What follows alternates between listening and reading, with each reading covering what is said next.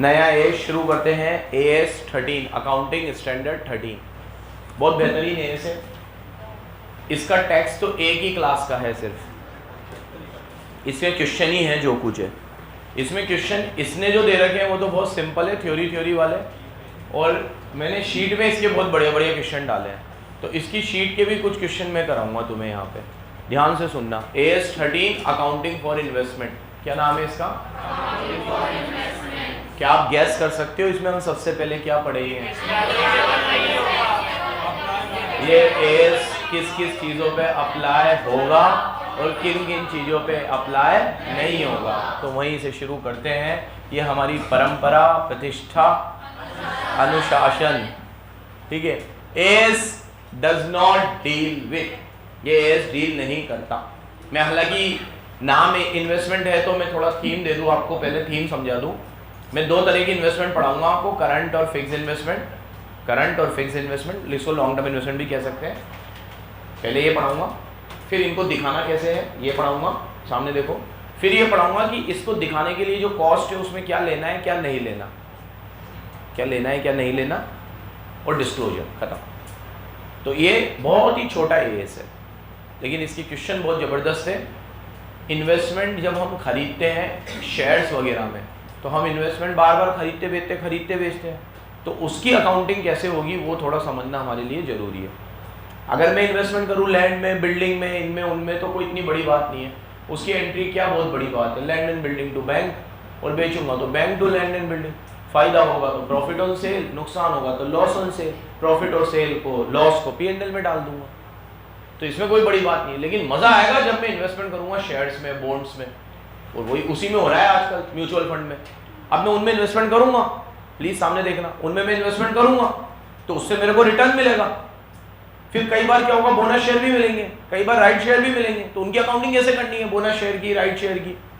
और इन्वेस्टमेंट करूंगा तो pre acquisition cost, post acquisition cost, pre post का डिविडेंड, इस तरह के कुछ इश्यूज हमारे सामने आएंगे। वो सारे इश्यूज कब सामने आएंगे, जब हम इन्वेस्टमेंट किसमें करेंगे, शेयर्स और, तो उसकी अकाउंटिंग की बात हमें थोड़ी डिटेल में करनी है।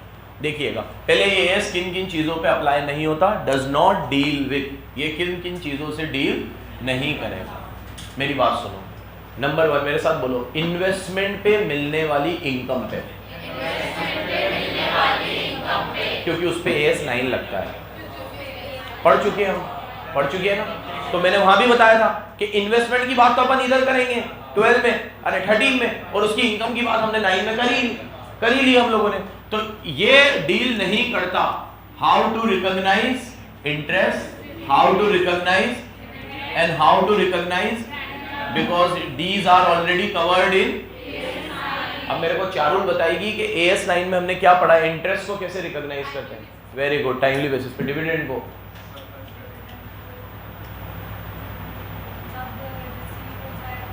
रिसीव हो जाए, डिक्लेयर हो जाए, डिक्लेयर हो जाए, रिसीव हो जाए, श्योर है।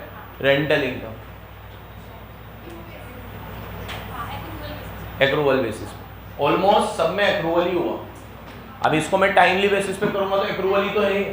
जैसे आज मान लो मैंने FD कराई, और मैंने FD कराई सितंबर में, तो मैं इंटरेस्ट दूंगा सितंबर, अक्टूबर, नवंबर, दिसंबर, जनवरी, फरवरी, मार्च, 7 महीने का, वेदर रिसीव्ड और, ये टाइमली बेसिस हुआ, लेकिन ये अक्रूवल ही हुआ। अब डिविडेंड सामने वाली कंपनी ने डिक्लेयर कर दिया तो मुझे रिकॉर्ड करना है, डिक्लेयर नहीं किया तो मैं कर भी नहीं रहा, डिक्लेयर कर दिया। अब डिक्लेयर करा आज और दिया मेरे को 30 दिन के अंदर कभी भी, लेकिन मैं तो आज रिकॉर्ड कर लूंगा, तो ये भी अप्रूवल ही हुआ। और रेंटल को तो बोला ही अप्रूवल बेसिस पे। तो आज अगर मान लो मनमोहन जी को मेरे से 12 महीने का रेंट लेना, वो 12 महीने का रिकॉर्ड कर लेंगे, 1 महीने का बाकी है तो आउटस्टैंडिंग ऐड कर देंगे, और 1 महीने का मैंने जल्दी दे दिया तो प्रीपेड लेस कर देंगे, लेकिन करेंगे तो अप्रूवल बेसिस पे ही। तो मोर और लेस इन सबको याद रखने का तरीका ये हो अप्रूवल बेसिस पे ही रहे हैं। कैसे हो रहे हैं, लिखने का तरीका भले कुछ भी हो, ठीक है। तो ये तो हमने AS 9 में पढ़ लिया था। तो AS 9 में इंटरेस्ट, डिविडेंड और रॉयल्टी की बात हो गई थी, रेंट और रॉयल्टी की, इसलिए इसके ऊपर AS 13 एप्लीकेबल, क्योंकि ये वो उधर आ गया। दूसरी चीज जिस पे AS 13 नहीं लगता, लीज, क्योंकि उसके लिए ऑलरेडी AS 19। लीज की बात हर जगह पे लीज की बात नहीं हो रही है, क्योंकि लीज की बात अपन खुल के कहां करेंगे।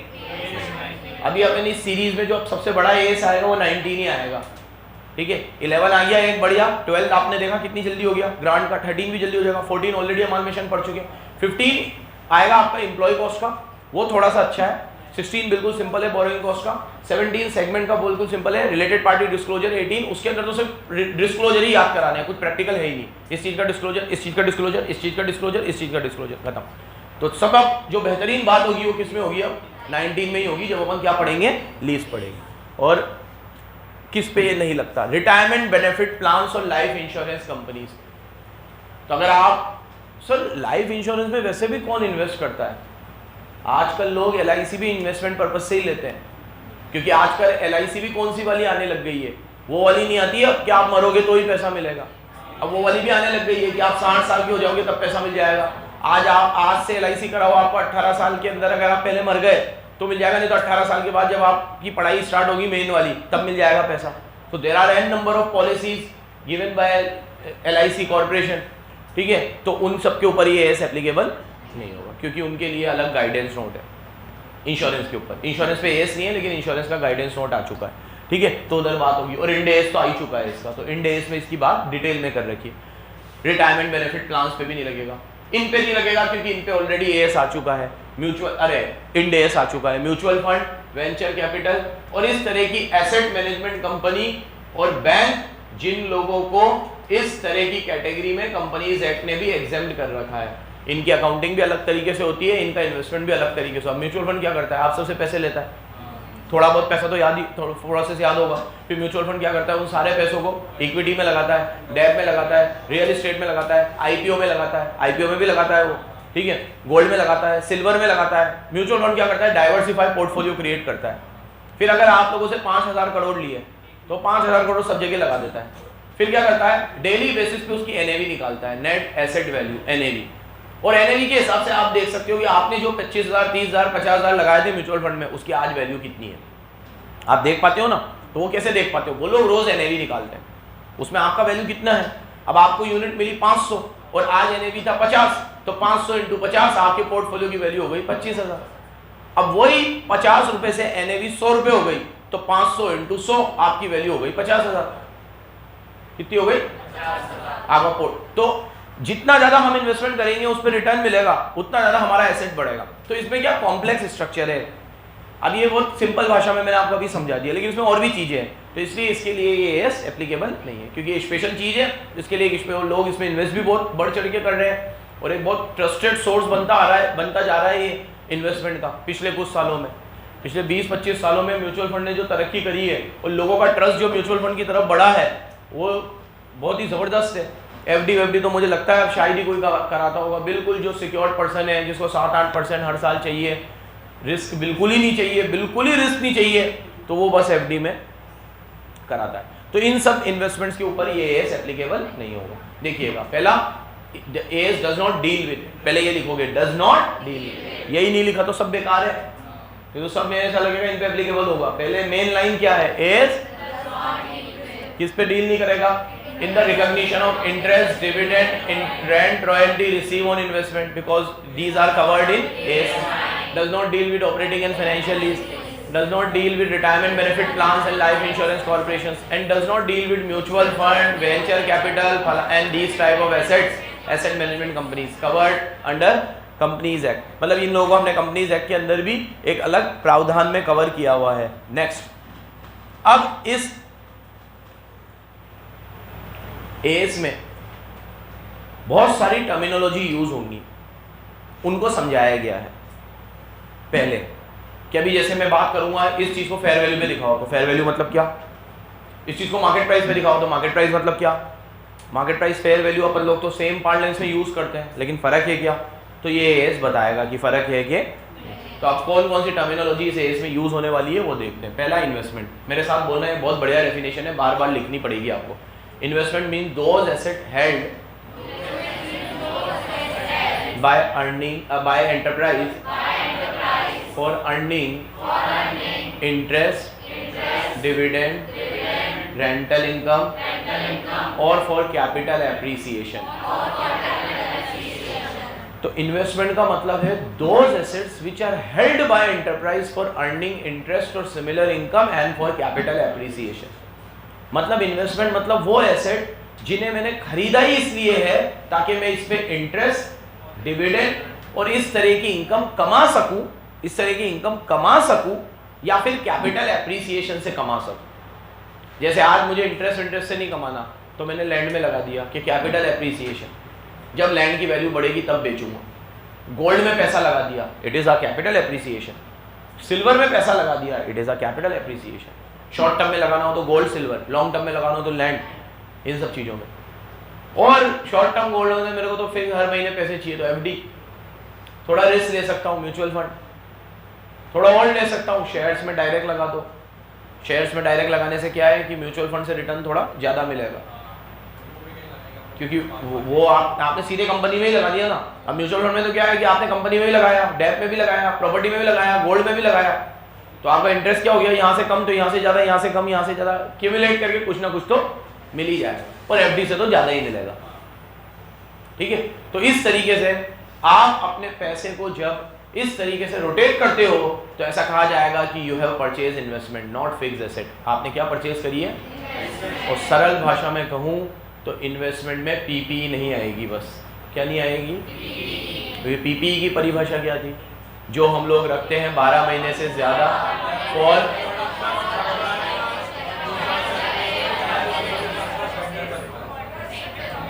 For rental purpose, for administrative purpose और for production of goods and service, ये उसका क्राइटेरिया था। इसका क्या है कि यहाँ रेंटल हटा देना, क्योंकि रेंटल इसने लिख तो रखा है लेकिन हमने उसे पीपीई माना है, तो दोनों जगह थोड़ी मान सकते हैं। ठीक है, तो इन्वेस्टमेंट्स का मतलब है कि एंटरप्राइज द्वारा हेल्ड की गई एसेट जिसे रखा गया है सिर्फ इनकम कमाने के लिए, और वो income by way of dividend, by way of interest, by way of rent. लेकिन रेंट में अगर पीपीई मान लेंगे, लेकिन पीपीई मानने के लिए दो चीजें, 12 महीने से ज्यादा भी तो है।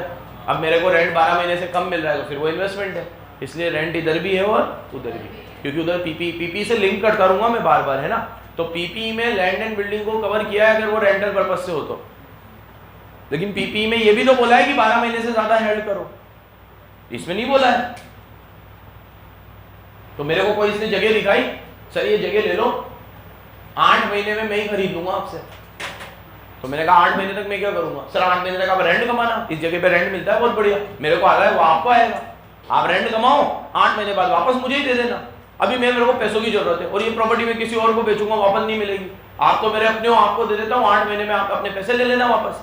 तो ये क्या हो गया? मेरा कैपिटल गेन भी हो गया, 8 महीने बाद इसने का मार्केट वैल्यू जो ले लेना, और रेंटल इनकम भी कमा रहा हूँ, लेकिन 12 महीने ज्यादा नहीं रख रहा, मैं 8 ही महीने रख रहा हूँ। तो फिर ये मेरे लिए पीपी, ये मेरे लिए क्या है? समझ गए? कुछ भी नहीं है, नहीं ऐसा थोड़ी होगा कि जो कहीं नहीं है वो यहाँ नहीं है तो यहाँ आ जाएगा, यहाँ नहीं है तो वहाँ आ जाएगा। वो पीपीई है और रिकॉग्निशन क्राइटेरिया ही मीट नहीं कर रहा तो उसे रिकॉर्ड करोगे कैसे? क्योंकि रिकॉग्निशन क्राइटेरिया में पहली चीज है कॉस्ट रिलायबली मेजर हो।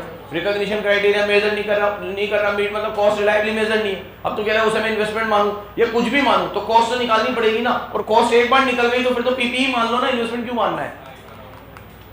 ठीक है, तो एसेट जो आप रखते हो आप इंटरेस्ट कमाने के लिए, डिविडेंड कमाने के लिए, रेंट कमाने के लिए, या फिर एग्जाम्पल लिख लेना, इनके लिए आप खरीदते हो इक्विटी शेयर में इन्वेस्टमेंट, इसके लिए आप करते हो एफडी में, रेंट में आप प्रॉपर्टी में भी करते हो। ठीक है, कैपिटल एप्रिसिएशन आप करते हो प्रॉपर्टी में, गोल्ड में, सिल्वर में। एक डेफिनेशन मैंने आपको अच्छे से याद करा दी, कभी नहीं भूलोगे, एक बार और बोल लो। Those assets which are held by enterprise for earning interest, dividend and rent, or for capital appreciation. वो सारी एसेट जो हम अपने पास रखते हैं या तो इंटरेस्ट, डिविडेंड वगैरह वगैरह वगैरह वगैरह कमाने के लिए या कैपिटल एप्रिसिएशन, तो मतलब फिर वो एसेट नहीं है मेरे लिए, फिर वो मेरी एसेट क्या बन गई? इन्वेस्टमेंट बन गई। फेयर वैल्यू, मेरे सब तरफ देखो, फेयर वैल्यू का मतलब है कोई भी नॉलेजेबल बायर किसी भी नॉलेजेबल सेलर के साथ किसी भी चीज को आर्म्स लेंथ प्राइस, एक हाथ की दूरी, मास्क है जरूरी, के ऊपर खरीदने को रेडी हो जाता है तो वो प्राइस उसकी फेयर वैल्यू है, और ये मोर और लेस मार्केट वैल्यू ही होती है। लेकिन ये कहते हैं कि मार्केट वैल्यू वो है जिसमें अगर आप आज बेचने चाहो तो जितने में बिकेगी, वो मार्केट वैल्यू है, और मार्केट वैल्यू को ही फेयर वैल्यू कहा जा सकता है। इनकी डेफिनेशन के हिसाब से तो फेयर वैल्यू क्या है कि जो आर्म्स लेंथ प्राइस पे एक नॉलेजेबल बायर नॉलेजेबल सेलर के साथ एक हाथ की दूरी पे खरीदता तो वो उसकी क्या हो जाती, फेयर वैल्यू हो जाती। जैसे एक एग्जांपल देता हूँ, अभी जैसे सपोज करो कि ये शुभी और अर्चिता दोनों सिस्टर्स हैं और इनको एक प्रॉपर्टी हिस्से में आई है। अब उस प्रॉपर्टी के दो हिस्से हो रहे हैं, आधा हिस्सा अर्चिता का है, आधा हिस्सा शुभी का है। शुभी ने ये कहा कि यार देख अर्चिता, ये मान ले 3000 स्क्वायर फीट का प्लॉट है, 1500 अपने दोनों के हिस्से में आया है। अब 1500 तेरे भी काम का नहीं है, मेरे भी काम का नहीं है, 3000 दोनों के काम का है। तो या तो 1500 स्क्वायर फीट का प्लॉट तू मुझसे ले ले, या 1500 का मैं तेरे से ले लेती हूँ, तो दोनों का 3000 हो जाएगा, तो तेरे भी काम आ जाएगा, मेरे भी काम आ जाएगा। मैं पैसे दे देती हूँ तो तेरे पास हो तो तू मुझे पैसे देते। अक्सर भाइयों में होता है ऐसा कि अगर उनके हिस्से में एक प्रॉपर्टी आती है जो आधी आधी आती है और उनको लगता है कि आधी आधी में किसी का भी काम नहीं होगा, तो या तो तू मुझसे आधी खरीद ले या आधी बेच दे, ताकि मेरी पूरी हो जाएगी, तेरे को पैसे दे देता हूँ। अर्चिता को ये बात समझ में आ गई। अर्चिता ने कहा यार शुभी, मेरे पास तो पैसे है नहीं, तू दे दे पैसे तेरे पास हो तो शुभी ने कहा मेरे पास है पैसे। पापा ने प्लॉट 3 लाख में लिया था, 1.5 लाख रुपए ले ले, 1.5 तेरे 1.5 मेरे। अर्चिता ने कहा देख कुछ लिखा हुआ है यहाँ, देख देख स्कैन से देख, दिखेगा यहाँ पे। समझदार, मेरे पास 1.5 नहीं होंगे क्या? अर्चिता ने कहा 2 ले, ये ले 2 लाख ले, मेरे को दे दे तेरा। बोला ऐसे थोड़ी होता है यार, ठीक है, तो ऐसे भी तो नहीं होता जैसे तूने करा, ठीक है। एक काम कर, चल अपन तो क्या दोनों सिस्टर्स है, सिस्टर्स फ्रॉम अनदर मदर, ठीक है। तो अपन दोनों ऐसे बैठेंगे तो अपन किसी प्राइस पे पहुंच ही नहीं पाएंगे, क्योंकि अपने बीच में आर्म्स लेंथ प्राइस नहीं है, एक हाथ की दूरी नहीं है, क्योंकि अपन तो साथ में बैठे, देखो तो एक हाथ की दूरी है तुम दोनों में नहीं है, ठीक है। तो भैया एक हाथ की दूरी नहीं है अपन दोनों में, अपन दोनों तो बिल्कुल वो देखो पलक जोड़ने लगी, मेरे और इसमें तो है सर, हमें दिलवा दो। तो अगर एक हाथ की दूरी नहीं है हमारे बीच में, आर्म्स लेंथ प्राइस नहीं है, तो हमारा जो वैल्यूएशन हो फेयर नहीं होगा। चल अपन मार्केट में चलते हैं, और मार्केट में ये लोग गए विधि के विधान के पास, ठीक है, और विधि के भाई विधान के पास। विधि का भाई है विधान, विधि तेरा भाई है ना विधान, ये तेरे पापा ने कहां से कुंडलियां निकाली थी तुम्हारी है? हाँ, ये तेरे पापा लॉयर है ना, तो ऐसे नाम रख दिया, मतलब विधि विधान। हाँ, कॉन्स्टिट्यूशन ना रख ले तुम्हारे तीसरे बच्चे का। अच्छा, पापा ने विधि रखा, मम्मी ने विधान रखा, बढ़िया है। तीसरा होता तो क्या होता? विवान, विद्योदय। चलो, तो बच्चों सुनो, ये दोनों गए विधि के पास, और विधि को कहा कि विधि, अगर ये प्लॉट तेरे को खरीदना होता, क्योंकि हम तेरे पास इसलिए आए क्योंकि तू प्रॉपर्टी में डील भी करती है, नॉलेजेबल है, और इस एरिया में तेरे को प्रॉपर्टी की वैल्यू की अच्छी पकड़ भी है, तो तू अगर ये प्रॉपर्टी खरीदती विधि, तो तू कितने में लेती है? पूरा प्लॉट 3000 स्क्वायर फीट का है। विधि ने थोड़ा एक दिन का समय दो, इससे पूरी कैलकुलेशन निकाली, उस प्लॉट जो दूसरे लोग हैं उनसे मिली, देखा, पूरा मार्केट वैल्यूएशन किया, एंड विधि ने कहा कि ये 3000 स्क्वायर फीट के प्लॉट की वैल्यू इस मार्केट में अभी 50 लाख रुपए है, और अगर मैं तुमसे लेती तो आई वुड डेफिनेटली पे 50 लाख, मोर और लेस, एक आध दो ऊपर नीचे, बट 50 लाख रुपए मेरे हिसाब से इसका मूल्यांकन है बस। तो अब अर्चिता ने कहा या तो 25 तू मुझे दे दे और पूरा ले ले, या 25 मैं तुझे दे देती हूं और पूरा ले लेती हूं। यह हो गया फेयर वैल्यू, जिसमें एक नॉलेजेबल बायर और नॉलेजेबल सेलर आर्म्स लेंथ की दूरी पे प्राइस तय कर आ गए, जिनके बीच में कोई रिश्ता, संबंध, समझौता नहीं था। यही प्राइस अगर शुभी और अर्चिता निकालते तो वो कभी फेयर वैल्यू नहीं होती, क्योंकि इनके बीच में रिश्ता, संबंध है। एग्जाम्पल समझ में आया? ये याद रखना बराबर। तो इस तरीके से फेयर वैल्यू निकाली जाती है।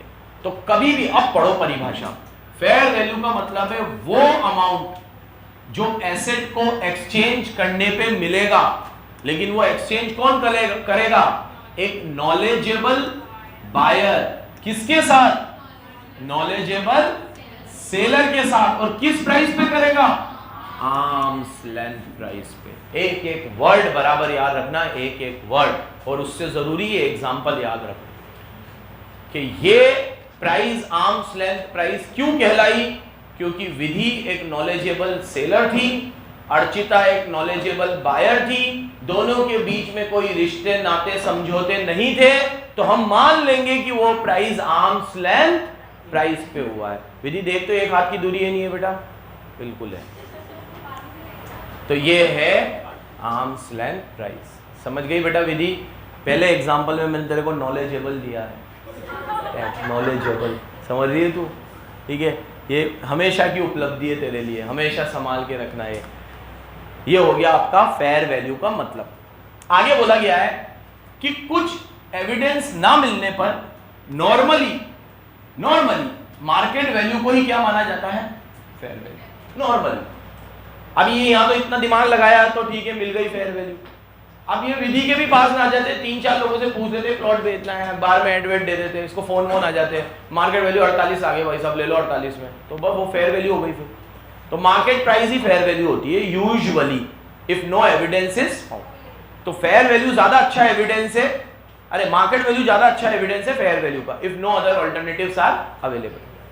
बट नॉर्मली फेयर वैल्यू ऐसे निकाली जाती है, एक नॉलेजेबल सेलर एक नॉलेजेबल बायर के साथ आर्म्स लेंथ प्राइस पे। कभी भी हमारा प्रॉपर्टी का एक्सपीरियंस अच्छा नहीं रहा है। हमने जब किसी प्लॉट वगैरह में इन्वेस्ट किया तो हमें मतलब उतना कोई खास रिटर्न नहीं मिला, फिर बाद में हमें पता चला कि ये चीज़ इतने पे ही मिल सकती थी, तुमने ज़्यादा में ले ली। अब हमने क्या करा है कि अब कभी हम कोई चीज़ करते हैं तो एक ब्रोकर के थ्रू करते हैं और वो सही रहता है। अपन लोग थोड़ा सा ब्रोकरेज बचाने के चक्कर में खुद कूद पड़ते हैं, लेकिन किसी भी एरिया के, ब्रोकर भी क्या होता है, हर एरिया के अलग होते हैं, देखा होगा ना आपने, ठीक है। अभी वो उधर कोरल का एक अलग होगा, उसको उस प्रॉपर्टी की पूरी जानकारी होगी, उन कुनहाड़ी का अलग होगा, वहाँ तलवंडी का अलग है, ठीक है, अब वो उधर अलग है, इधर विज्ञान नगर की अलग है, ब्रोकर भी अलग अलग है। सबने अपने अपने एरिया बांट रखे हैं क्योंकि उन्हें उस एरिया का बहुत बढ़िया नॉलेज है, वो नॉलेजेबल पर्सन है। आप उनसे आइडिया लो, उसके बाद डील करो। अपन लोग क्या करते हैं, घर गृहस्थी में डील कर लेते हैं, दोस्ती यारी में डील कर लेते हैं, ये प्लॉट मैंने इतने में लिया था, आज इसकी इतनी वैल्यू है, ले ले तेरे को लेना हो तो। अब किसी और पैसे पड़े होते हैं तो कर लेते हैं इन्वेस्ट, कर लो यार पड़े, तो वो फिर फेयर वैल्यू नहीं हुई, वो आप थोड़े ठगाई में आ गए। आपको इस तरीके से फेयर वैल्यू देखनी चाहिए। आगे आता है मार्केट वैल्यू, तो वो प्राइस है जो आपको एसेट सेल करने से मिलेगा, इसमें तो कोई है ही नहीं ओपन मार्केट में। अब आज मैं अगर ये मोबाइल बेचने जाऊँ 5,000 रुपये मिलेंगे, बस यही मार्केट वैल्यू है, इसकी और क्या है, ठीक है। मार्केट वैल्यू में कोई ज़्यादा दिमाग लगाना ही नहीं है। The amount which is realisable from sale of asset in open market. Open market में आप कोई भी चीज़ बेचने जाओ, जो मिल रहा है वो मार्केट वैल्यू है, खत्म, बस वही मार्केट वैल्यू है। और मार्केट वैल्यू एक अच्छा एविडेंस होता है किसका? फेयर वैल्यू का। जब फेयर वैल्यू नहीं निकल रही है तो आप फेयर वैल्यू को क्या मान सकते हो? Market value. ये यहां तक का लेक्चर अगर अच्छे से क्लियर होगा तो मैं आगे बढ़ूं। फिर सबको क्या पढ़ाया मैंने आपको? S does not deal with 4 चीज, फिर 3 परिभाषा है। पहली परिभाषा इन्वेस्टमेंट की, दूसरी फेयर वैल्यू की, तीसरी मार्केट वैल्यू की। अभी और भी आएगी, कॉस्ट के अंदर क्या आएगा, करंट इन्वेस्टमेंट क्या है, लॉन्ग टर्म इन्वेस्टमेंट क्या है, तो परिभाषाएं अभी खत्म नहीं हुई है, और भी आएंगी। यहां से अब आगे बढ़ते हैं, टाइप्स ऑफ इन्वेस्टमेंट पे आते हैं। किस पे आते हैं? इसमें 2 इन्वेस्टमेंट है, सीधे अपन इस चार्ट पे आ जाते हैं। एस इसके आसपास घूमेगा। ऊपर की चीजें रीड कर लेता हूं, बस कुछ काम की हो तो ये वाली चीज। एंटरप्राइज इन्वेस्टमेंट रखती है डाइवर्स रीजन की वजह से। कुछ लोगों को लगता है कि उनके ऑपरेशंस अच्छे चलाने के लिए, परफॉर्मेंस अच्छी रखने के लिए इन्वेस्टमेंट रख लो, पैसा कहीं उलझा दो ताकि कभी जरूरत पड़ी तो वहां से खींच लेंगे और पैसे से पैसा बन जाएगा। पैसा पड़ा रहेगा तो हमारे किसी काम नहीं आएगा, कहीं पे पुल अप करके लगा देते हैं, इसलिए लोग इन्वेस्टमेंट करते हैं। कुछ इन्वेस्टमेंट का कोई फिजिकल एग्जिस्टेंस नहीं होता, जैसे शेयर्स, और किसी का फिजिकल एग्जिस्टेंस। आपको नेशनल इनकम में पढ़ाता था 2 तरह की इन्वेस्टमेंट होती है, रियल इन्वेस्टमेंट और फाइनेंशियल इन्वेस्टमेंट। फाइनेंशियल इन्वेस्टमेंट होती है जो हम शेयर्स, डिवेंचर वगैरह में करते हैं, जिसमें कोई प्रोडक्शन एक्टिविटी अफेक्ट नहीं होती। और रियल इन्वेस्टमेंट होती है जो हम लैंड, बिल्डिंग, प्लांट, मशीन में करते हैं, जिसकी फिजिकल इन्वेस्टमेंट, फिजिकल एग्जिस्टेंस होती है। तो किसी चीज़ की फिजिकल एग्जिस्टेंस होती है और किसी चीज़ की फिजिकल एग्जिस्टेंस, इसको क्या टिक करोगे, इसमें से क्या क्वेश्चन बनेगा? कोई क्वेश्चन नहीं बनेगा। ये तो बता रहा है इन्वेस्टमेंट इस तरह की होती है। कोई इन्वेस्टमेंट ऐसी होती है जिनका एक्टिव मार्केट होता है और कोई इन्वेस्टमेंट ऐसी होती है जिसका एक्टिव मार्केट नहीं होता। कोई चीज़ ऐसी होती है जो आपके लिए इन्वेस्टमेंट है, किसी और के लिए तो रद्दी है। आपके लिए तो बहुत बड़ी इन्वेस्टमेंट है, वो किसी और के लिए रद्दी है, वो कोई मतलब नहीं है। जैसे आज मैंने एक जगह खरीदी और वो जगह खरीद के मैंने बड़े बड़े 3 हॉल बना लिए, क्योंकि मेरे को तो कोचिंग नहीं पढ़ानी है, तो वो इन्वेस्टमेंट मेरे लिए तो फुल है, क्योंकि मैंने तो 3 बड़े बड़े हॉल है। अब मान लो मैंने कभी कोचिंग बंद कर दी, तो अब मैंने किसी को दी वो बिल्डिंग, तो वो मुझे सिर्फ उस लैंड के पैसे देगा, बिल्डिंग के पैसे नहीं देगा। वो कहेगा ये तुम्हारे तो 3 बड़े बड़े हॉल बने हुए हैं, मेरे किस काम के है? ठीक है, मेरे तो किसी काम के नहीं है, मेरे को हॉल किसी काम के नहीं आएंगे। मेरे को तो यहाँ हॉस्टल बनाना है, छोटे छोटे कमरे बनाने और बच्चों को देना है रेंट पे, तो मैं तो हॉस्टल बनाऊंगा। हॉस्टल बनाऊंगा तो तीनों को हॉल तोड़ूंगा मैं क्या करूंगा इसका? मेरे को छोटे छोटे कमरे बनाने हैं, हर कमरे में बाथरूम बनाने हैं, मेरे को वहां पे पूरी कनेक्शन जाएगा, लाइट फिटिंग जाएगी, सब कुछ जाएगा। मेरा तो आपकी लाइट फिटिंग वगैरह कुछ भी काम नहीं आएगा, मैं तो टोटल तोड़ूंगा। तो ये एक ऐसी इन्वेस्टमेंट है जो मेरे लिए तो 100% है, लेकिन जब मैं छोड़ के चला जाऊंगा तो किसी और के लिए 0 है। वहीं पे अगर मान लो मैंने एक प्लॉट खरीदा होता सिर्फ, तो प्लॉट मेरे लिए भी 100% है और सामने वाले के लिए भी 100% है। उस प्लॉट पे जैसा स्ट्रक्चर मैं खड़ा करना चाहूं मैं भी कर सकता हूं, और वो जैसा स्ट्रक्चर खड़ा करना चाहे वो भी कर सकता है। क्या मेरी बातें समझ में आ रही है आपको? तो कुछ इन्वेस्टमेंट ऐसी होती है जो आपके लिए पूरी इन्वेस्टमेंट है, किसी और के लिए नहीं है। किसी और के लिए है, आपके लिए नहीं है, लेकिन आपको इससे कोई मतलब नहीं है। आप जिस वक्त खरीद रहे हो वो अगर आपको फ्यूचर इकोनॉमिक मतलब कैपिटल एप्रिसिएशन दे सकता है, रेंटल इनकम वगैरह कमा के दे सकता है, तो आप उसे इन्वेस्टमेंट ट्रीट करोगे। और आप उसे production of goods and services में काम में ले रहे हो, तो फिर वो आपके लिए इन्वेस्टमेंट नहीं है, वो पीपी है। अब एक बात का जवाब देना मुझे, मैंने 5000 स्क्वायर फीट की जगह खरीदी तलवंडी में और हॉल बना दिए और 4 बड़े बड़े क्लासरूम बना दिए, एक ऑफिस बना दिया इस इंटेंशन से कि अगले साल वहां पे कोचिंग स्टार्ट करूंगा। इस साल ये सब मैंने कर दिया। आमीन तो बोलो यार, ठीक है। तो 5000 स्क्वायर फीट की जो जगह बिल्डिंग के साथ जो स्ट्रक्चर मैंने खड़ा किया, ये मेरे लिए क्या है?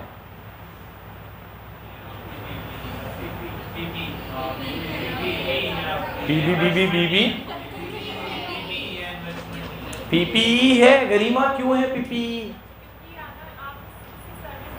Very good, future economic benefit मिलेगा और मैं इसमें सर्विस दूंगा।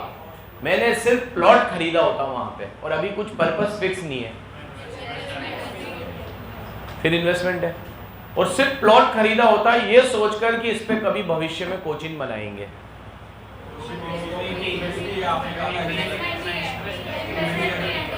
फिर तो भी इन्वेस्टमेंट है। 3 बातें बोली मैंने। एक, मैंने बिल्डिंग बनाई दी, वहाँ पे 4 कमरे निकाल दिए, सब कुछ कर दिया और बोला अगले साल कोचिंग खोलेंगे, मतलब वहाँ पे एक ब्रांच डालेंगे। तो आपने बोला पीपी, बिल्कुल आपका आंसर करेक्ट है। सेकंड, मैंने आपसे पूछा सिर्फ मैंने प्लॉट खरीदा, अभी कुछ भी डिसाइडेड नहीं है, तो आपने बोला इन्वेस्टमेंट है, क्योंकि प्लॉट का कैपिटल एप्रिसिएशन तो होगा ना कभी वो वैल्यू तो बढ़ेगी।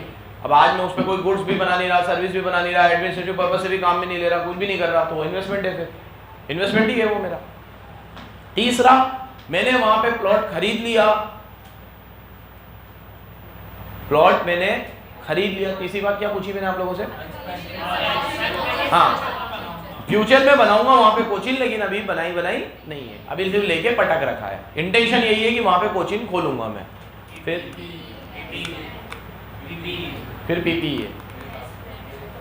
तेरे हिसाब से नहीं, तेरे हिसाब से क्या है? तेरे हिसाब से इन्वेस्टमेंट ही है।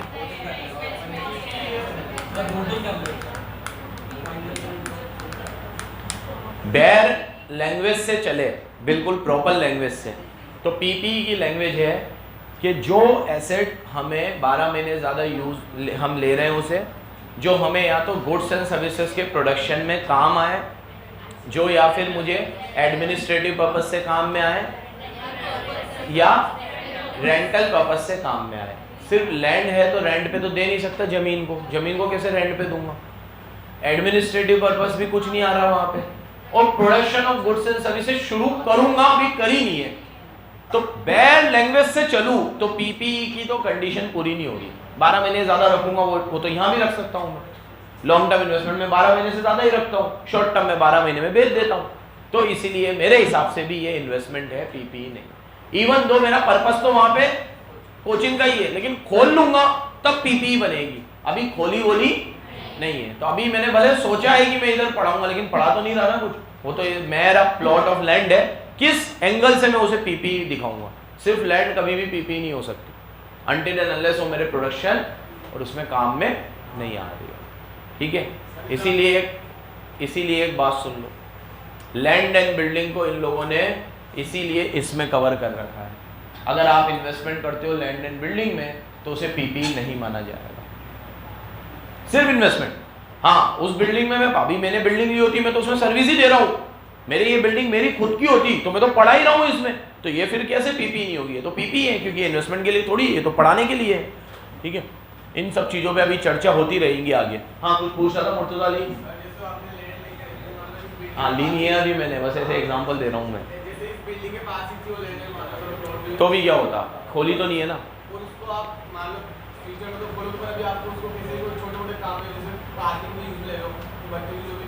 हाँ, तो हाँ, ये एक अच्छा इसने केस स्टडी क्रिएट किया कि मैंने कोचिंग के पास में ही एक जगह ले लिया, पढ़ाना ही है मेरे को, लेकिन अभी बिल्डिंग नहीं बन रही है मेरी, तो मैंने उसे पार्किंग वार्किंग के लिए यूज़ में ले लिया कि बच्चों की गाड़ियाँ वाड़ियाँ वहाँ पे लग रही है, तो फिर ये मेरे सर्विस देने के काम आ रही है। अब देखना पड़ेगा, इसमें मेरे कोई रेंटल इनकम तो हो ही नहीं रहा, ना कोई दूसरी इनकम हो रही है, कैपिटल एप्रिसिएशन होगा, लेकिन अभी तो मेरा इंटेंशन यही है ना कि मैं वहाँ कोचिंग खोलूँगा, और अभी मेरे कोचिंग में काम में भी आ रही है, वो बच्चे पार्क वाक कर रहे हैं वहाँ पे गाड़ी वगैरह, तो मैं फिर उसे पीपीई मान सकता हूँ, सिर्फ इस लिहाज से कि वो मेरे सर्विस में काम में आ रही है। अबे तू कहता कि मेरे चिपकी हुई है जमीन और सिर्फ अभी मैं काम में कुछ नहीं ले रहा, बस सोच रहा हूँ कि इधर कभी मैं बिल्डिंग बनाऊंगा, बनाई नहीं है अभी तक, तो भले चिपकी हुई हो या दूर हो कोई फर्क नहीं पड़ेगा, फिर वो इन्वेस्टमेंट है, ठीक है। चलो, किस में बेटा?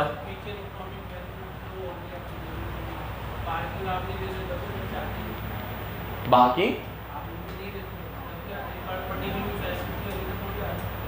अब ये तो देखना पड़ेगा कि क्या परिस्थितियां थी, पार्किंग मेरी नॉर्मल जगह पे हो पाती थी, नहीं हो पाती थी, नहीं, कई बार ऐसा होता है कि अच्छी पार्किंग होने से बच्चा बढ़ जाता है, ठीक है, फ़ायदा मिलता है पार्किंग से। हमें इस एरिया में पार्किंग की दिक्कत नहीं आती, गुमानपुरा में बहुत दिक्कत है पार्किंग की, हमें वहाँ पे एक बहुत बढ़िया जगह मिल रही थी और रेंट में भी हमारे बजट में थी, वो हमने वो जगह छोड़ दी सिर्फ पार्किंग की वजह से, वहाँ पार्किंग नहीं थी बिल्कुल, ठीक है। तो हमें पता था ये आसपास वाले दुकान वाले दिमाग ख़राब कर देंगे हर थोड़ी थोड़ी देर में, इधर से हटाओ उधर से हटाओ, इधर लोगों विकास पागल हो जाता और हमें ही पागल कर देता।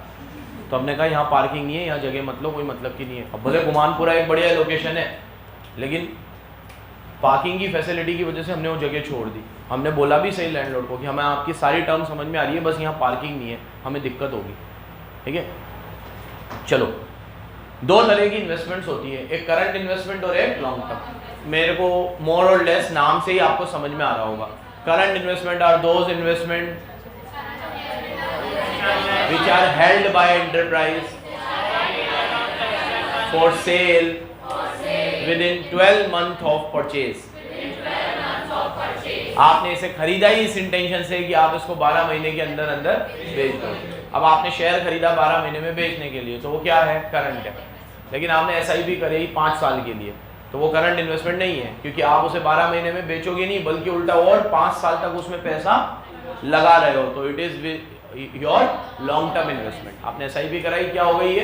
आपने 5 साल के लिए FD में पैसा डाला, क्या है ये? लॉन्ग टर्म है। आपने किसी शेयर्स को खरीदा ट्रेडिंग पर्पज से नहीं, लॉन्ग टर्म होल्ड करने के लिए, तो वो भी कौन सी है? लॉन्ग टर्म है। आजकल लोग है ना जो जागरूक इन्वेस्टर्स है, वो ट्रेडिंग नहीं कर रहे, वो लॉन्ग टर्म इन्वेस्टमेंट करने लग गया। अलग अलग कंपनियों को ट्रेस करते हैं, क्योंकि अब छोटी छोटी कितनी कंपनियां लिस्टेड हो गई है। अब बड़े बड़े शेयर तो अपनी उससे बहुत से दूर जा चुके हैं। उनमें तो एक स्मॉल क्वांटिटी खरीद के रखो, क्योंकि वो कभी धोखा नहीं देगी आपको। वो slow and study win the race वाले शेयर्स है। आपने ICICI खरीदा, HDFC खरीदा, SBI खरीदा, आपने टाटा खरीदा, आपने रिलायंस के शेयर खरीदे, या आपने MRF, तो भाई बहुत ही आर पार की लड़ाई है। तो अगर इन शेयरों में आपने इन्वेस्टमेंट किया है, तो आप एक बहुत छोटी क्वांटिटी तो इसमें भी घुसेड़ सकते हो, ये आपको कभी धोखा नहीं देंगे। लॉन्ग टर्म 4 साल 5 साल बाद कभी बेचने का मन बने, तो ये आपको अच्छा ही रिटर्न देके जाएंगे। इससे अच्छा आप छोटी छोटी कंपनी को ट्रेस कर सकते हो, जिसका 90 रुपये का शेयर है, 100 रुपये का शेयर है, पोटेंशियल है कि ये बहुत आगे जाएंगे, ठीक है। तो इन चीज़ों में आप चाहो तो कभी आप इनको ट्रेस करके इसमें इन्वेस्ट कर सकते हो, आपकी लॉन्ग टर्म इन्वेस्टमेंट होगी। पॉज करते 1 मिनट।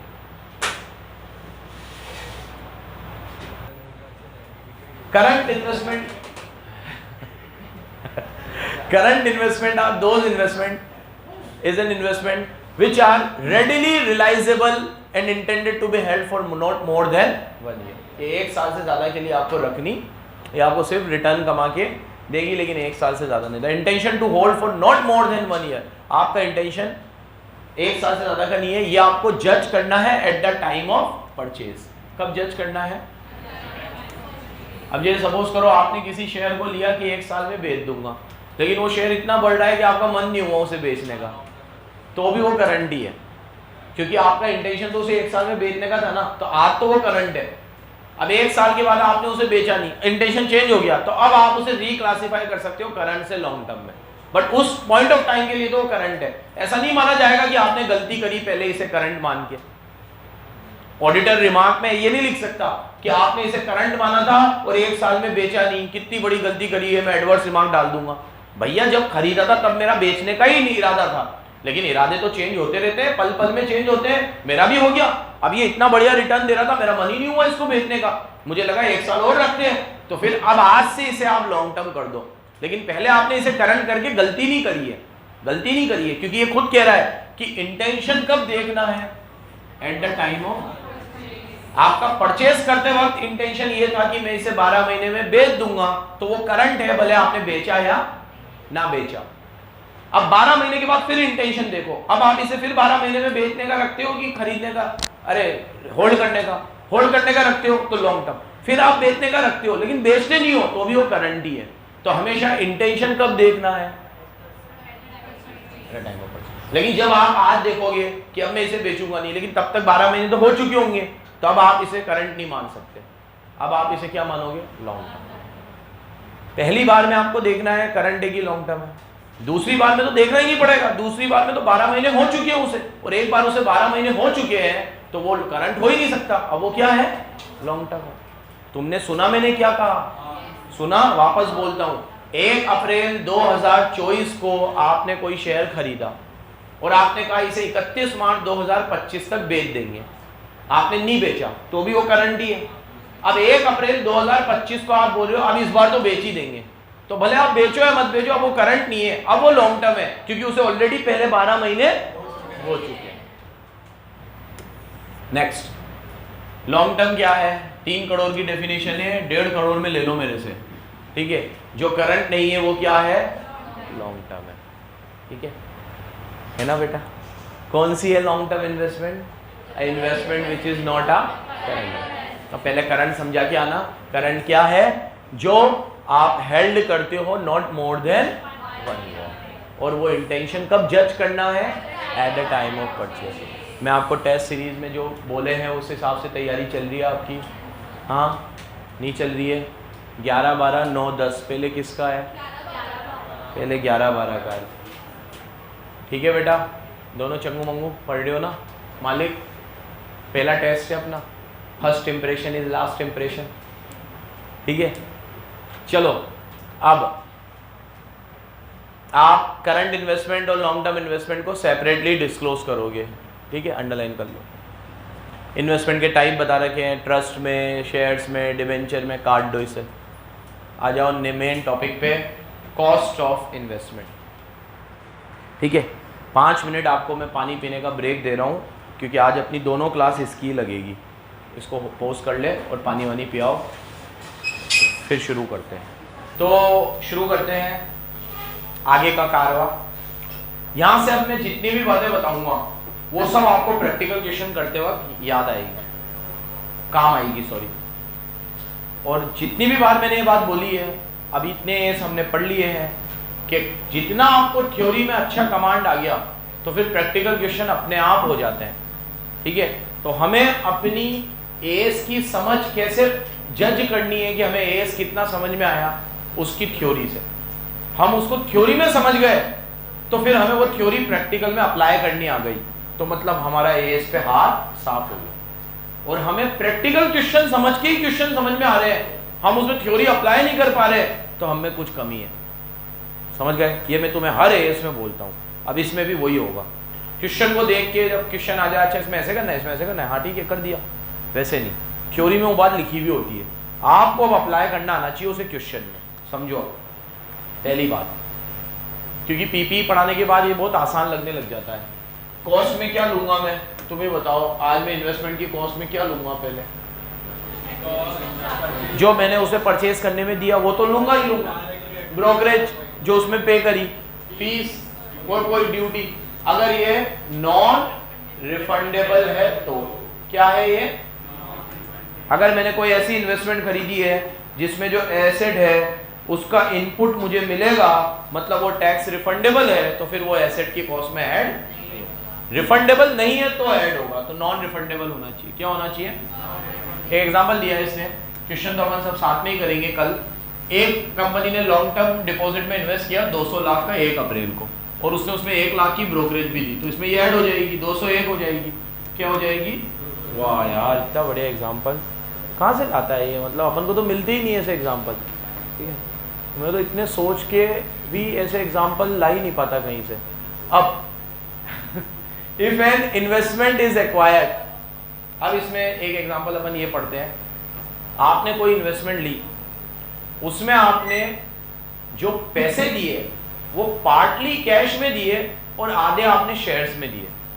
आधे आपने अपनी वेंडर के क्वेश्चन आते थे ना, उसमें अपन वेंडर को क्या करते थे? शेयर्स दे देते थे।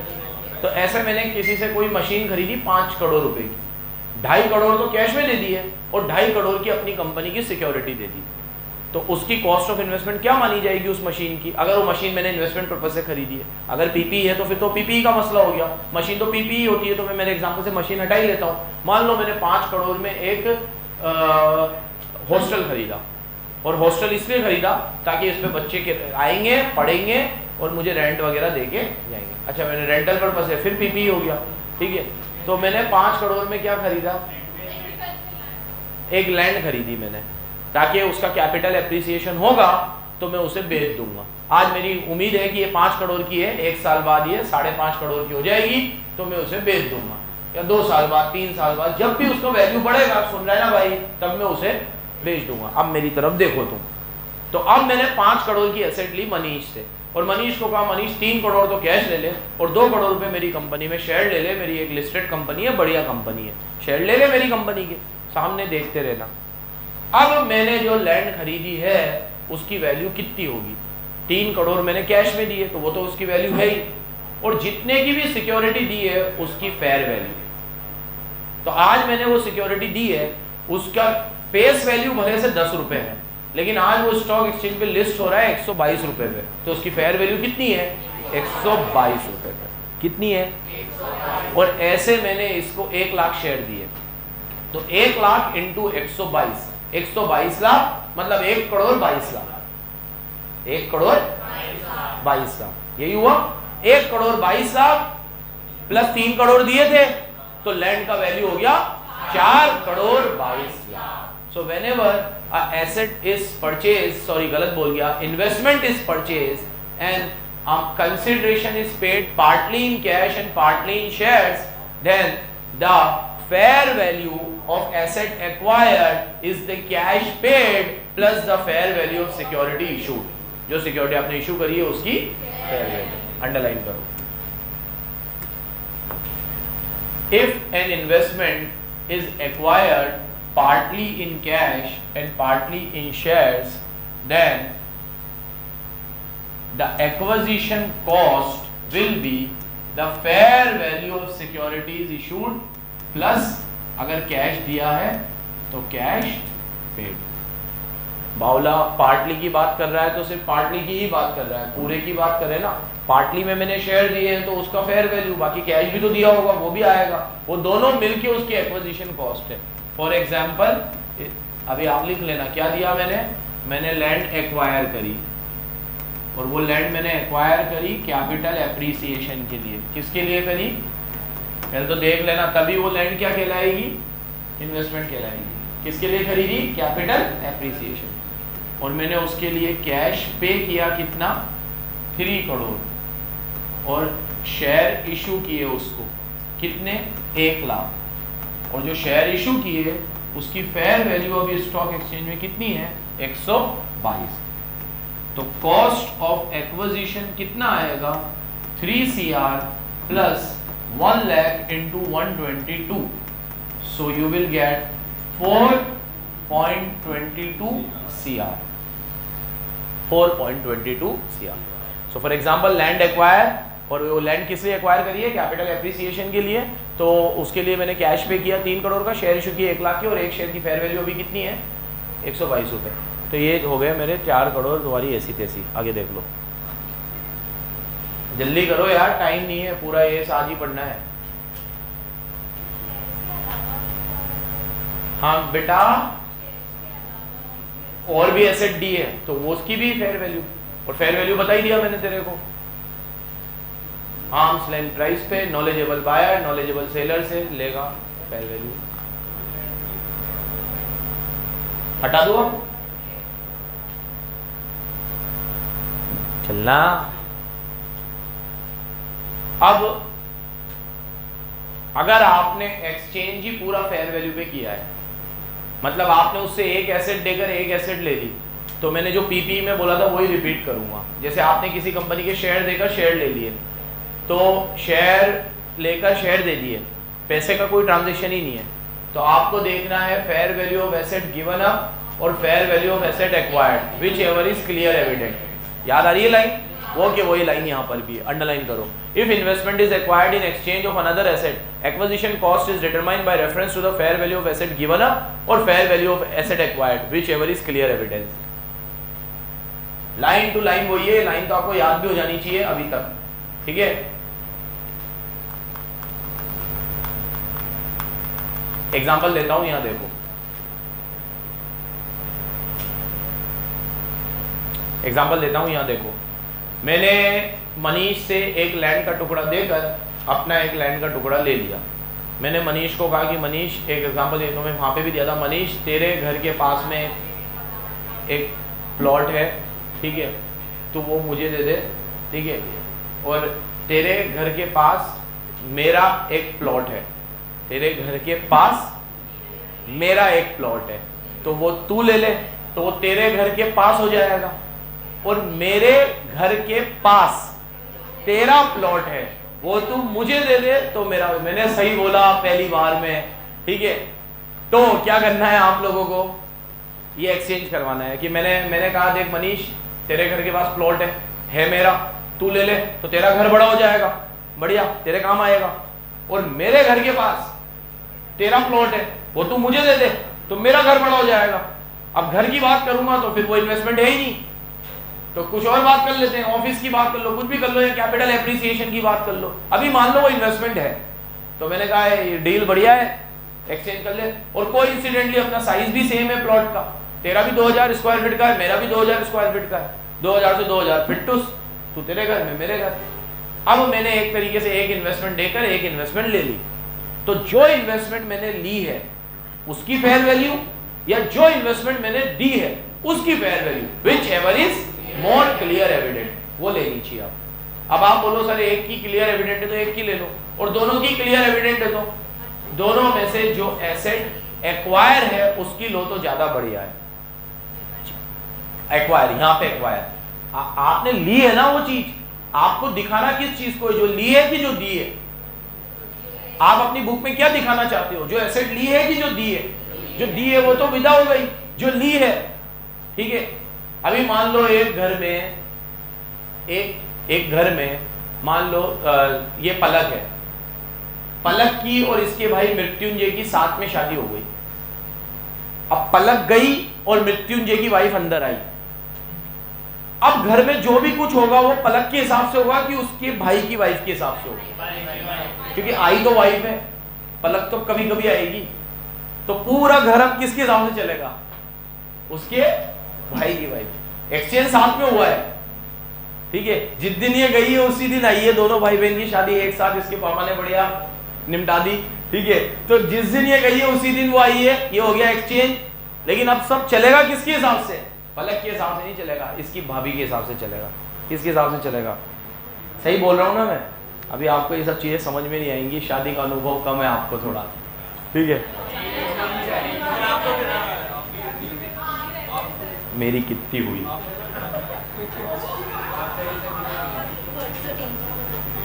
एक मुझसे झेली नहीं जा रही और मेरी कितनी हुई। चलो हाँ बेटा वीडियो चल रही है, नहीं तो मैं ऐसी बात बोलता तेरे को मैसेज में लिख के भेजूंगा अभी।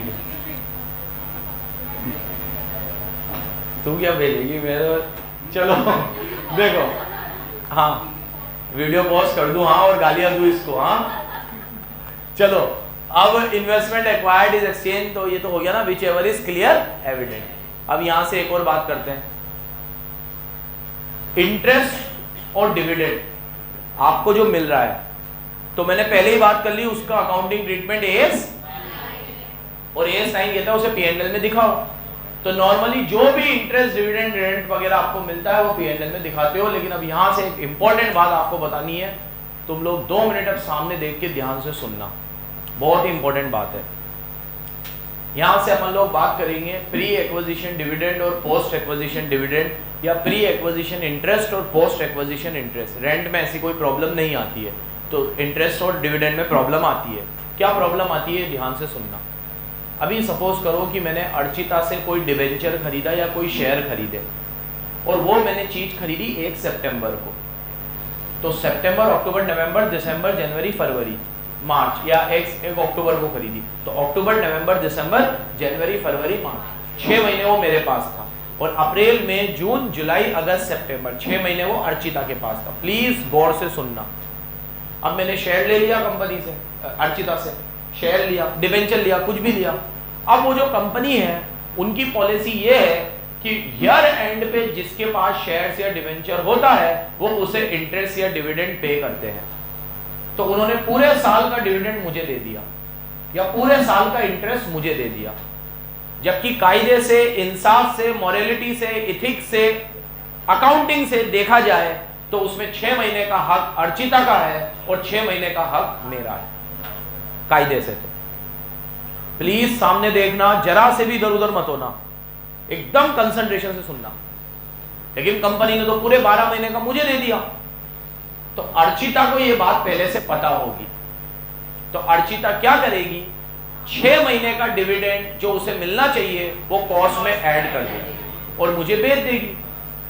तो अब मैं क्या करूंगा, जैसे ही मुझे 12 महीने का इंटरेस्ट मिलेगा, 6 महीने का इंटरेस्ट में कॉस्ट में से कम करूंगा और 6 महीने का इंटरेस्ट में पीएनएल में भेजूंगा। क्योंकि अगर मैं 6 महीने का इंटरेस्ट कॉस्ट में से कम नहीं करूंगा तो ये एक बेटर कंप्लायंस नहीं है, क्योंकि जो 12 महीने का मुझे मिला है उसमें मेरा पूरा हक, 6 महीने का हक किसका है, अर्चिता का। और अर्चिता इतनी बेवकूफ नहीं है, उसको ये बात पता है, तो वो कॉस्ट में ऑलरेडी 6 महीने का जोड़ के देगी। तो मेरी कॉस्ट ऑलरेडी 6 महीने से इन्फ्लेट हो रही है, तो मुझे उसे क्या करना पड़ेगा, कम करना पड़ेगा। इस सारी चीजों को मैं एंट्री के माध्यम से आपको समझाता हूँ। ठीक है, सामने देखना, ये क्लियर एविडेंट हो गया, ये चर्चा चल रही है पूरी है, फिर मैं रीड भी करूंगा। सामने देखना, सामने देखना प्लीज।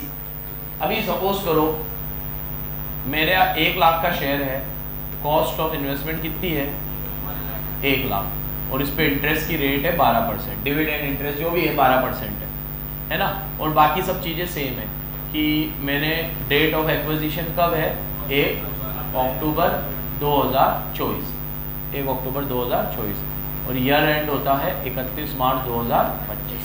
ठीक है, तो अब मैं क्या करूँगा, अर्चिता को पता है 6 महीने की चीज़, तो 1 लाख का 12% होता है 12,000 और 6 महीने का होगा 6,000, तो अर्चिता मुझसे 6,000 रुपये ज़्यादा ही लेगी। तो कॉस्ट ऑफ इन्वेस्टमेंट 1 लाख है, लेकिन वो मुझसे लेगी 1,06,000। तो मैं एंट्री करूंगा, इधर देखो, investment account debit to bank, 1 lakh board पे देखना। अब ईयर एंड का इंतजार करूंगा, ये एंट्री तो मैं करूंगा 1/10 को। अब 31 मार्च को ईयर एंड होगा, ईयर एंड पे मुझे डिविडेंड इंटरेस्ट जो भी मिलेगा, bank account debit to interest receive, मुझे मिलेगा फेस वैल्यू पे 1 लाख का 12% कितना है, 12,000। ठीक है, तो मुझे कितने मिलेंगे, 12,000। अब 12,000 कायदे से मैं पीएनएल में डालता, तो मैं एंट्री करता इंटरेस्ट रिसीव टू P&L, लेकिन मैं क्या करूंगा, interest receive to P&L to investment, 12 को स्प्लिट कर दूंगा, 6 चला गया P&L में और 6 इन्वेस्टमेंट की कॉस्ट। तो जो इन्वेस्टमेंट मैंने दिखाई थी 1 लाख, वो 6000 से क्या हो गई। अब जो बैलेंस शीट में इन्वेस्टमेंट आएगी वो कितनी आएगी। ये है प्री एंड पोस्ट का ट्रीटमेंट। तो प्री और पोस्ट का नाम कैसे दिया गया है कि इन्वेस्टमेंट एक्वायर करने के पहले का ब्याज प्री एक्विजिशन इंटरेस्ट और इन्वेस्टमेंट एक्वायर करने के बाद का ब्याज पोस्ट एक्विजिशन है। पोस्ट एक्विजिशन जाएगा P&L में और प्री एक्विजिशन जाएगा इन्वेस्टमेंट की कॉस्ट में। ये प्रॉब्लम कब अराइज होगी, जब आप इन्वेस्टमेंट को mid of the year acquire करोगे। अगर आप इन्वेस्टमेंट 1 अप्रैल को ही कर रहे हो तो पूरा आपको ही मिलेगा, लेकिन आप मिड ऑफ द ईयर कर रहे हो तो आधा इन्वेस्टमेंट की कॉस्ट में से कम होगा और आधा P&L में जाएगा। ये उतार लो और कोई डाउट हो तो पूछो, क्योंकि बहुत इंपॉर्टेंट चीज है, क्वेश्चनों में बहुत काम आएगी।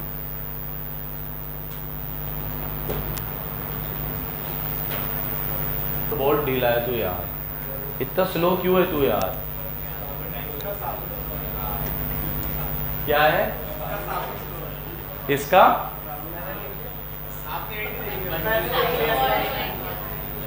चलो when unpaid interest accrued before acquisition, अगर एक्विजिशन के पहले का इंटरेस्ट है तो इंक्लूडेड इन द प्राइस, तो वो प्राइस में इंक्लूड होगा। तो आपको क्या करना है, सब्सिक्वेंट रिसीव, जैसे इंटरेस्ट रिसीव होगा उसे अलोकेट करना है प्री में और पोस्ट में।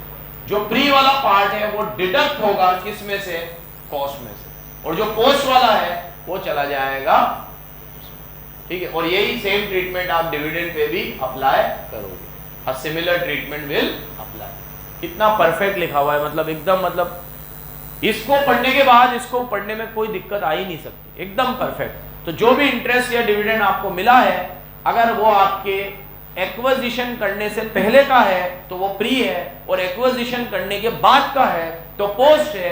पोस्ट है तो वो कहां जाएगा, P&L में, और प्री है तो इन्वेस्टमेंट की कॉस्ट में से कम हो जाएगा। इसमें एक ट्विस्ट है, वो सुन लो तुम।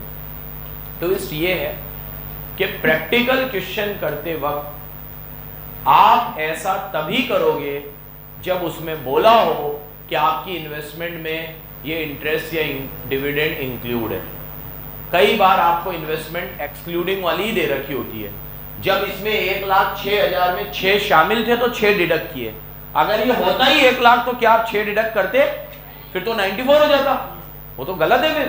तो 1,06,000 में से 6 क्यों डिडक्ट हुए, बेटा बेटा सुन लो, 1,06,000 में से 6 इसलिए डिडक्ट हुए क्योंकि उसमें 6 मिले हुए थे। अगर वो 6 उसमें इंक्लूड नहीं होते तो ऐसा कुछ करने की जरूरत नहीं पड़ती। तो कई बार आपको प्रैक्टिकल क्वेश्चन करते वक्त पहले से ही इन्वेस्टमेंट एक्सक्लूडिंग वाली दे रखी होगी। अगर कम इन्वेस्टमेंट है तो कम मतलब इंक्लूडिंग, और ऐसा लिखा है एक्स मतलब एक्सक्लूडिंग। कम है तो आपको हटाना है, एक्स है तो आपको, क्योंकि एक्स तो ऑलरेडी हटा हुआ है, एक्स तो ऑलरेडी हटा हुआ है, आपको कुछ करने की। ये प्रैक्टिकल क्वेश्चन करते वक्त ध्यान रखना, यहाँ ऐसी कोई बात लिखी हुई नहीं है। प्रैक्टिकल क्वेश्चन करते वक्त आपको घुमाएगा। अब देखते हैं कितने बच्चों को याद रहता है। सबको याद रहेगा, बोलो सिद्धार्थ। डिविडेंड पूरे साल का ही तो होता है, उसे मंथ के हिसाब से एडजस्ट कर ले। क्या है इसमें,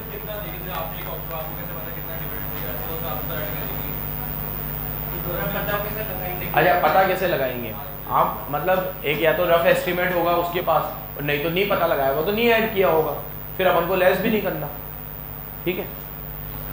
अच्छा सवाल था, क्योंकि इंटरेस्ट में तो क्या रेटें फिक्स होती है, डिविडेंड में रेटें फिक्स नहीं होती, ठीक है। ये भी हो गया। एक मिनट रुक जाओ, मेरे को ये पूरा कंप्लीट कर लेने दो।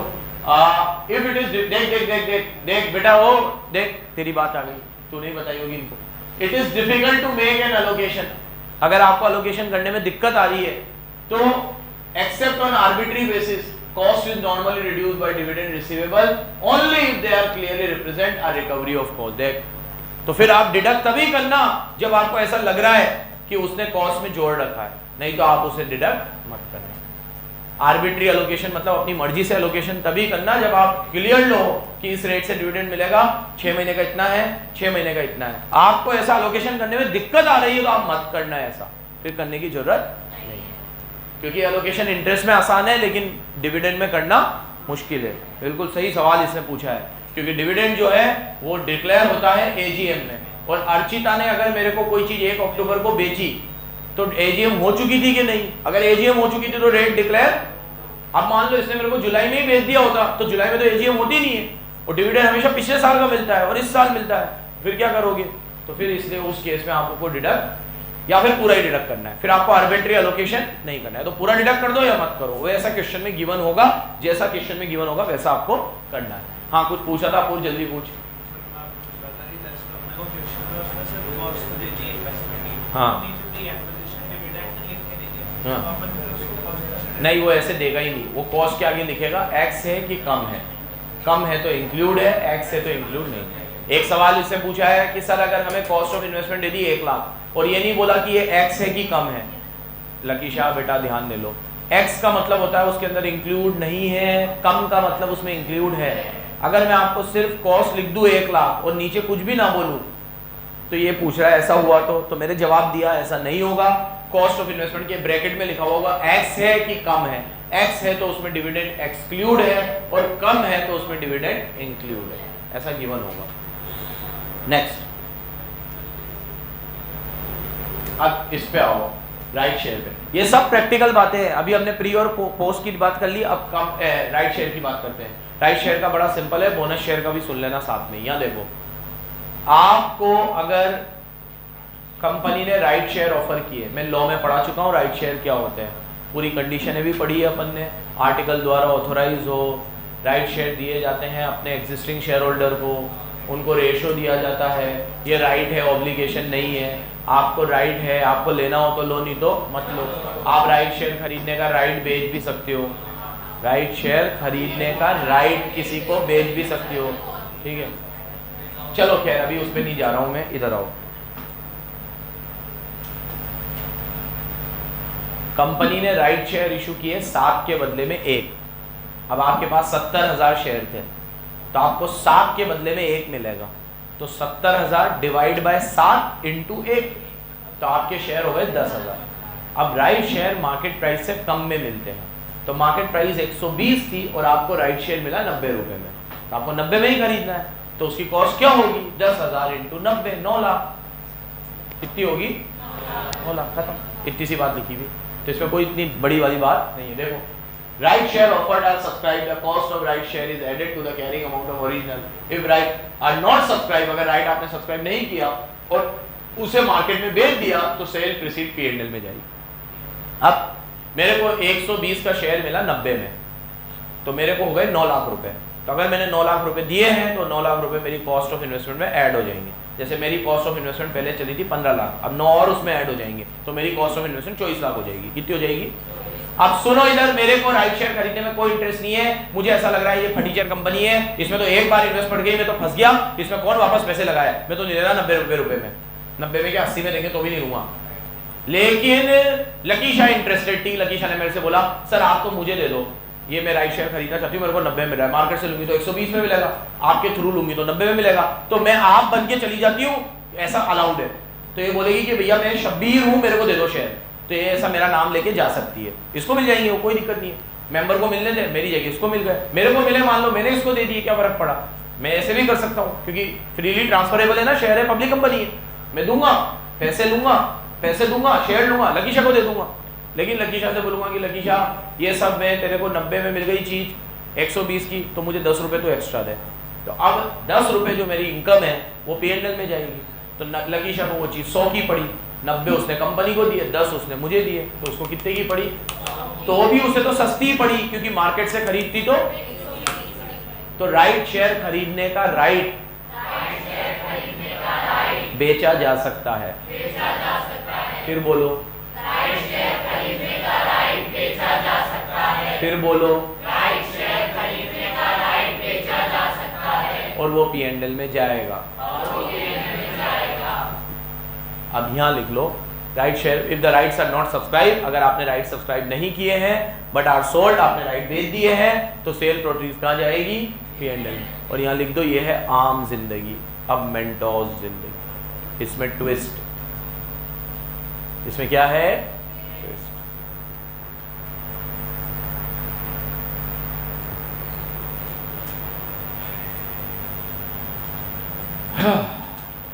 जब भी कंपनी राइट शेयर ऑफर करती है तो राइट शेयर ऑफर करने के बाद उसके एग्जिस्टिंग शेयर का प्राइस नीचे आ जाता है। हमेशा ऐसा होता है। क्यों होता है ऐसा? क्योंकि आपको जो चीज 120 में मिल रही थी वो आपने एग्जिस्टिंग शेयर होल्डर को 90 में दे दी। कंपनी बेवकूफ थोड़ी है, लिस्टिंग में 30 रुपए का ही नुकसान तो ऐसे ही हो गया, तो अब वो नुकसान सारे एग्जिस्टिंग शेयर होल्डर को झेलना पड़ेगा। उसका प्राइस अब नीचे आएगा, 120 थोड़ी रहेगा वो। क्योंकि तुम अगर डिमांड सप्लाई फोर्सेस के हिसाब से देखो तो अर्निंग पर शेयर निकलता है total earning upon number of share. अब यहाँ पे नंबर ऑफ शेयर्स तो बढ़ गए, ठीक है, और एक तरीके से आपकी अर्निंग वही है देखा जाए तो। अभी फॉर द टाइमिंग अभी मान लो पैसा जो आना चाहिए था 120 के हिसाब से आता, आया 90 के हिसाब से। एग्जिस्टिंग वालों का 120 का शेयर, आप भी बेचोगे तो आपको 120 ही मिलेगी, लेकिन कंपनी आपको 90 रुपए में दे रही है। 30 रुपए का कंपनी का घाटा है, वो घाटा अल्टीमेटली मोर और लेस शेयर होल्डर ही भुगतेंगे। तो आगे चल के प्राइस क्या होंगे? कम होंगे।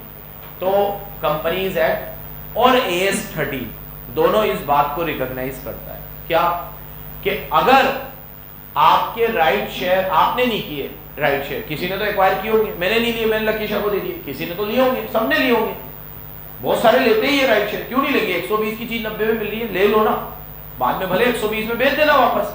तो सब क्या करेंगे? आज 90 में उठाएंगे, कल 120 में बेच देंगे। 30 रुपए का फायदा तो सबको दिख ही रहा है, तो मना कौन करेगा? तो इससे कंपनी का क्या होता है कि आज जैसे आपने 90 में उठाया तो अब वो 120 नहीं रहेगा, वो सीधा वापस 90 आ जाएगा। ताकि जिन्होंने इस इंटेंशन से खरीदे थे कि आज 90 में ले लेते हैं और कल जैसे ही शेयर मार्केट खुलेगा 120 में बेच देंगे, उनका ये इंटेंशन पूरा ही नहीं होगा, क्योंकि वो प्राइस तो फिर नीचे आ जाएगा। तुम लोग सुन रहे हो क्या बोल रहा हूं? तो आपका जो है वो खेल चलेगा नहीं, वो नीचे आएगा 100%। तो अब आपकी जो एग्जिस्टिंग इन्वेस्टमेंट थी उसकी वजह से ही तो आपको राइट शेयर मिले थे। एग्जिस्टिंग इन्वेस्टमेंट तो आपने 120 में ही दिखा रखी थी और आपको नए मिलते वो 90 में आते। एग्जिस्टिंग तो अभी भी 120 के, तो उसकी अब 120 वैल्यू बची नहीं है क्योंकि शेयर तो 90 का आ गया है। तो ये कह रहे हैं कि अगर आपके एग्जिस्टिंग शेयर का प्राइस राइट शेयर एक्वायर करने के बाद कम हो जाता है तो वो राइट आपने जितने में भी बेचा था वो P&L में ना ले जाके कॉस्ट ऑफ इन्वेस्टमेंट में से कम कर दो। तब दूसरों ने तो भले शेयर एक्वायर किए थे, मैंने तो करे नहीं थे और मेरे को 10 रुपए का फायदा हुआ, लेकिन वो कोई फायदा नहीं है क्योंकि जो मेरे पोर्टफोलियो में इन्वेस्टमेंट थी वो 120 पे शो कर रखी थी, मैंने वो अपने शो करूंगा 190 पे, तो मेरे को 30 रुपए का नुकसान हुआ है और मैं यहाँ 10 रुपए का फायदा कर रहा हूँ। उल्टा मेरे को तो नेट में भी नुकसान है 20 रुपए का। तो AS ये कहता है और बिल्कुल सही कहता है, आप सब भी एग्री करते होंगे कि 10 रुपए आप इन्वेस्टमेंट की कॉस्ट में से कम करो, तो अब आपकी 120 से इन्वेस्टमेंट 90 हो गई। तो जो 30 रुपए का नुकसान है 10 रुपए तो आप सेल ऑफ राइट में से ले लो और 20 रुपए अब आप P&L में डालो। तो और पहले आप क्या करते? 30 रुपए आप P&L में डेबिट करते और 10 रुपए आप P&L में क्रेडिट करते, तो नेट आपका 20 रुपया ही डेबिट होता। अब आप ऐसे मत करो, आप इन्वेस्टमेंट की कॉस्ट को 10 रुपए से कम करो और सेल ऑफ वैल्यू को भी 10 रुपए से, सेल ऑफ राइट को भी 10 रुपए से कम करो और वो सेल ऑफ राइट को P&L में मत डालो, उसे आप इन्वेस्टमेंट की कॉस्ट में से कम करो। लेकिन ऐसा कब करना है? जब दो कंडीशन पूरी हो। नंबर 1, आपके राइट शेयर एक्वायर करने के बाद मार्केट वैल्यू कम हुआ हो, जो होता है, मैं कह रहा हूं 100% होता है। और दूसरा, आपने जो शेयर्स खरीदे थे ना वो कम राइट बेसिस पे खरीदे थे। मतलब आपने जब शेयर खरीदा था तभी आपको पता था कंपनी आज नहीं तो कल राइट शेयर देने वाली है। बहुत सारे लोग राइट शेयर के चक्कर में राइट शेयर खरीद लेते हैं ताकि आज शेयर ले लेते हैं, कल राइट शेयर मिलेंगे तो और आ जाएंगे और वो सस्ते आएंगे, ये महंगे आएंगे, तो ओवरऑल बढ़िया अपना हो जाएगा काम। तो अगर आपने कम राइट बेसिस पे खरीदे थे और आपके राइट शेयर देने के बाद शेयर का मार्केट वैल्यू कम हो गया तो आपको वो शेयर जो राइट आपने बेचे हैं उसका जो सेल प्रोसीड है वो P&L में ना डाल के इन्वेस्टमेंट की कॉस्ट में से कम करना है। तो भैया ये था आम जिंदगी और ये है मेंटोस जिंदगी। ऊपर बोला था P&L में डालो, नीचे बोला नहीं मत डालो P&L में, तुम्हारी एस्टेट जो कह रहे हो वो करो। तो ये है मेंटोस जिंदगी। मेंटोस जिंदगी क्या है? ठीक है, क्या है? अरे यार बहुत परेशान हूं मैं यार।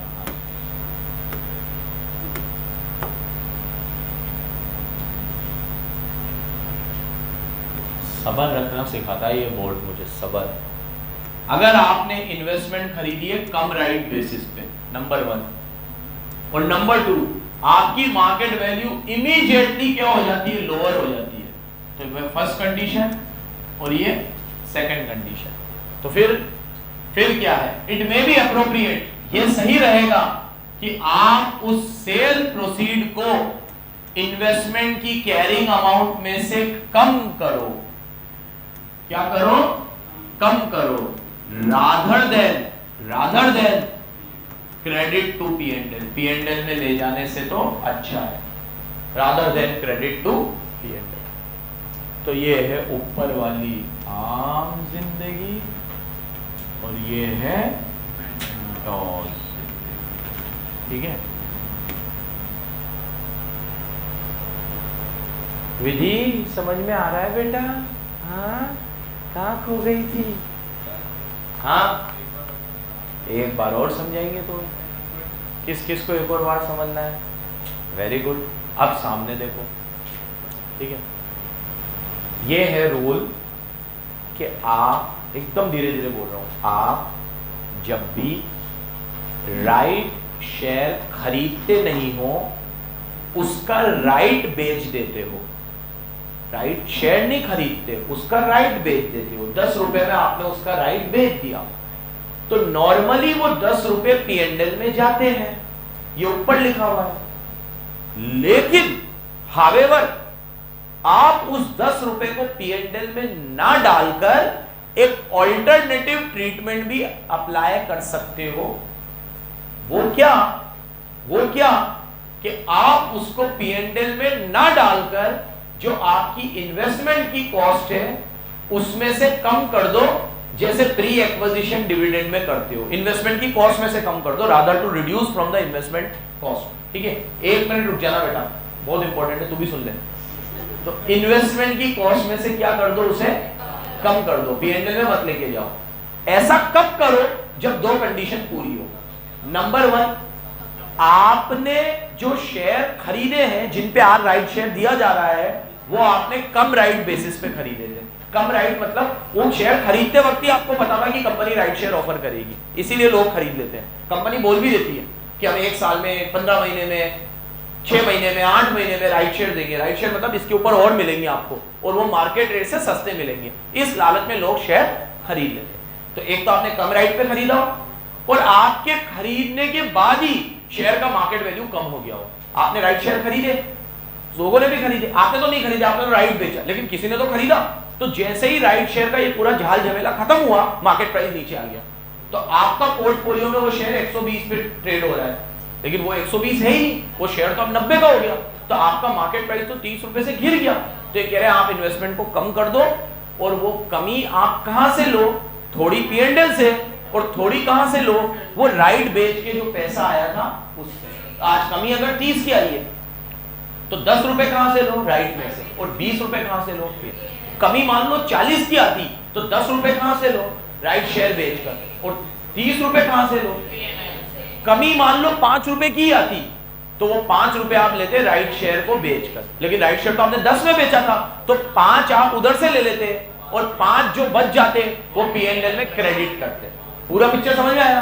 तो ये सब कब पता चलेगा? जब शेयर का वैल्यू गिरेगा। तो ये रूल भी कब लगेगा? जब ये 2 कंडीशन पूरी होगी। एक तो कम राइट पे खरीदे और एक वैल्यू। अगर वैल्यू कम नहीं हुआ तो फिर कोई दिक्कत ही नहीं है। जो मैं कह रहा हूं होगा, लेकिन ये मैं कह रहा हूं, मार्केट तो अपनी तरफ की ऊंट किस और करवट लेगा ये किसी को नहीं पता। तो मार्केट में अगर वैल्यू बढ़ गया तब तो कोई दिक्कत ही नहीं है, लेकिन कम हो गया तो आपको वो सेल प्रोसीड को P&L में ना डालकर उसे इन्वेस्टमेंट की कॉस्ट में से कम करना है। इन्वेस्टमेंट की कॉस्ट में से कम करना है। इसकी एंट्री भी बता दूं मैं आपको, इसकी एंट्री भी सुन लो। पैसा आएगा आपके पास, bank account debit to sale of right, इस नाम से अकाउंट खोलो। सेल ऑफ, लकी शाह को मैंने 10 रुपए में राइट बेचा और ये मैंने 10,000 शेयर पे बेचा था, तो 10,000 इंटू 10 आई गॉट ₹1 लाख। अब इसके 2 ट्रीटमेंट है। एक तो ये P&L में जाता तो मैं एंट्री करता sale of right account debit to P&L, कितने से? 1 लाख। और एक ये इन्वेस्टमेंट में से कम होता तो मैं एंट्री करता sale of right account debit to investment. ये देखो इन्वेस्टमेंट क्रेडिट हो गई, मतलब कम हो गई, तो ये इन्वेस्टमेंट कम हो गई और ये पैसा किस में चला गया? P&L। ये है आम जिंदगी और ये है मेंटोस। लेकिन मेंटोस जिंदगी कब लगेगी? एक तो आपने शेयर खरीदा हो कम राइट बेसिस पे और एक मार्केट प्राइस क्या हो गया हो, रिड्यूस हो गया हो। Condition number 1 and condition number 2 एकदम परफेक्ट, ठीक है। वापस समझाओ, इन दोनों में एंड है भाई, और कैसे हो सकता है? फिर मैं 1 और 2 क्यों लिखूंगा, 1 और 1 ही लिखूंगा। हाँ अभी पूछो और डाउट पूछो बेटा। बच्चों ये ऑलमोस्ट इस एएस का पूरा पार्ट हो गया, शायद एक थोड़ी सी बात और बच गई छोटी मोटी, उसको अपन लोग कल कवर करेंगे। ये चार्ट अगर हो सके तो आप देख के आ जाना, बहुत बढ़िया बना हुआ है पूरा ये चार्ट। ये जितना भी पढ़ा है ना वो सब है इसमें, देख लो आप पूरा। कल मैं आपको कहां से पढ़ाऊंगा, कैरिंग अमाउंट से। 15 मिनट का और बाकी है ये, कितनी, और कल ही इसके क्वेश्चन करा दूंगा मैं आपको। धन्यवाद।